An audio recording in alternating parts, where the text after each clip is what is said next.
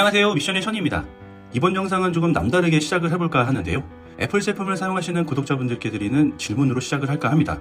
한 번쯤은 애플이 애플답지 않게 제품을 운영하고 있다는 것을 느낀 적이 얼마나 있으신가요? 심플함과 미니멀화, 이것은 애플 최고 디자이너였던 조나단 아이브의 디자인 철학이었죠. 디자인에 국한되지 않고 애플 제품 저변에 깔린 철학이기도 합니다. 하지만 이것을 역행하는 것 중에 하나가 다름 아닌 애플 디바이스에 포진된 다양한 충전 커넥터들인데요. 애플 제품에는 다양한 충전 커넥터가 존재하고 그에 따른 케이블들이 난잡하게 포진되어 있죠. 라이트닝 포트, USB-C 타입, 맥세이프 충전 등, 그리고 많이 들어왔던 썬더볼트라는 것도 무엇인지, 이름도 많고 복잡한 방식의 이 용어들과 커넥터들, 이것과 관련돼서 마크 거먼의 최근 기사가 있어서 제 기준으로 각색 편집해서 정리했는데요. 한번 들어보시고 구독자분들의 의견은 어떠신지 서로 의견을 공유했으면 합니다. 마크 거먼의 최신 파워원 클립에서 언급한 기사인데요. 아이폰과 아이패드 프로, 애플 워치, 그리고 새로운 맥세이프 커넥터가 장착된 차세대 맥북을 사용할 수 있는 유저라면 애플 디바이스를 충전하기 위해서 4개의 충전 케이블을 모두 사용할 수 있는, 반대로 얘기해서 꼭 사용해야만 하는 엄청난 영광을 누릴 수 있을 것입니다. 이게 정말 행복한 일인지는 모르겠는데요. 현재 애플의 여러 커넥터를 분석해 보겠습니다. 얼마나 복잡한지 이렇게 난잡했나 하실 수 있어요. 먼저 첫 번째로 애플의 모바일 장비 그리고 주변 기기의 충전 및 데이터 통신을 위한 규격, 바로 라이트닝입니다. 애플은 표에서 보시는 바와 같이 모든 아이폰, 엔트리 레벨의 아이패드, 아이패드 미니, 아이팟 터치, 그리고 에어팟과 애플 TV 리모컨, 맥세이프 충전용 등 다양한 액세서리와 매직 키보드, 마우스 등 정말 다방면에서 라이트닝을 사용하고 있는데요. 역시 애플이 만든 독자 규격이라서 그런지 라이트닝이 포진한 제품들이 상당히 많네요. 그리고 두 번째로 애플은 현재 맥북 프로, 맥북 에어, 아이패드 프로와 에어에서 USB-C 타입을 사용하고 있습니다. 대용량 전력 공급 디바이스에 대해서는 충전 논란과 전송 속도의 이슈를 해결하기 위해서인지 USB-C 타입 커넥터를 주로 이용하고 있으며 앞으로 확장 가능성이 높죠. 그 다음으로 다양한 맥세이프입니다. 애플은 지난해 아이폰 12형 대형 펑 모양의 맥세이프 충전기를 출시했었죠. 애플워치의 경우에는 2015년 첫 모델부터 지금까지 쭉 같은 형태의 맥세이프 충전기를 사용해 오고 있습니다. 그 다음 마지막으로 맥 계열용 맥세이프는 2016년도 USB-C 타입의 썬더볼트 3를 전면 도입하면서 잠시 자리를 비웠다가 올해 초 완전히 리디자인되고 업그레이드된 24인치 아이맥에 새로운 원형 커넥터를 장착하고 아이맥의 부활을 알렸던 것을 기억하실 겁니다. 또 다른 맥세이프 디자인이 올해 새로운 맥북 프로로 출시될 예정이며 내년에는 새롭게 리디자인된 맥북 에어로도 출시될 예정입니다. 애플이 커넥터 전략을 단순화하는데 가장 근접한 것은 몇 년 전 무선 충전에 올인하는 것이었습니다.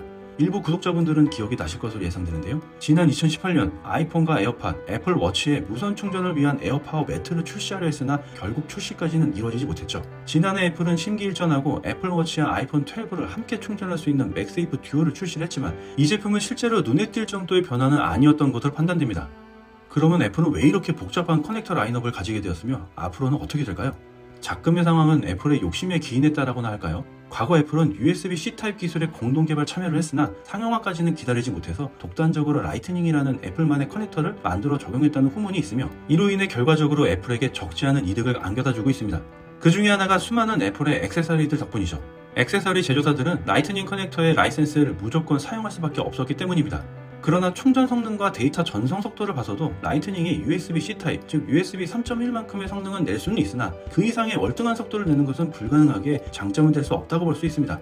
하물며 동일한 성능을 내려면 합당한 충전기와 케이블이 필요한데요. 작년부터인가요? 애플은 환경상의 문제로 충전기를 더 이상 기본 제공하고 있지 않죠. 그래서 라이트닝에 보다 나은 장점을 찾으라고 한다면 그건 다름 아닌 크기와 두께입니다. 애플에겐 이 점이 액세서리로 인한 라이선스 이득 못지않게 얇고 작게 만들려는 애플의 기조에 동행을 하듯 상당히 그럴싸한 이유가 될 수 있어요. 그 외엔 딱히 장점이 없으며 성능상의 문제인지 다재다능한 USB-C를 인정한 것인지 무선 충전으로의 전환 패러다임을 등에 업고 한 단계 더 뛰어넘으려고 하는 것인지 점차 라이트닝에서 USB-C 타입으로 넘어가고 있는 추세로 보여집니다. 마크 거먼은 애플이 커넥터 라인업을 바꾸고 5개의 다른 충전기에서 3개의 충전기로 슬림해질 필요가 있다고 하며 그렇게 되면 여러 애플 제품을 보다 효율적으로 관리하고 단순화할 수 있습니다. 이것의 시작은 우선 라이트닝에서 USB-C 타입으로 전환해야 한다는 것이죠. 라이트닝은 2012년 이후 애플에 좋은 서비스를 제공했지만 USB-C는 확실히 업계 전반에 걸쳐 인기를 끌었고 새로운 디바이스의 기본 커넥터가 되었습니다.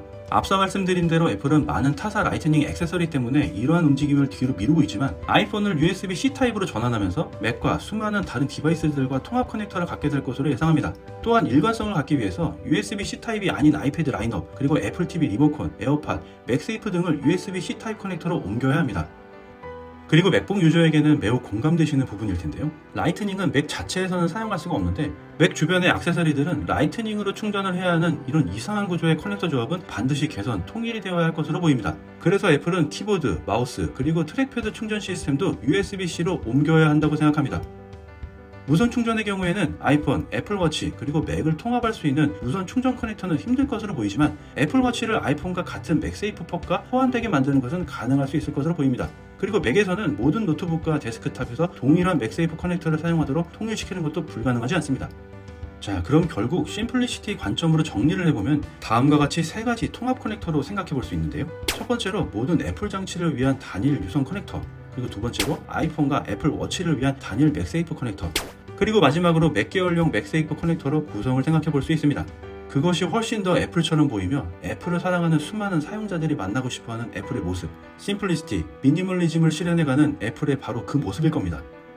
자, 여기까지 애플 커넥터 주제로 제가 정리한 소식입니다. 구독자분들의 의견은 어떠신가요? 혹시 제가 잘못 짚은 부분이나 잘못된 정보가 있으면 언제든지 댓글로 공유해 주시면 감사하겠습니다.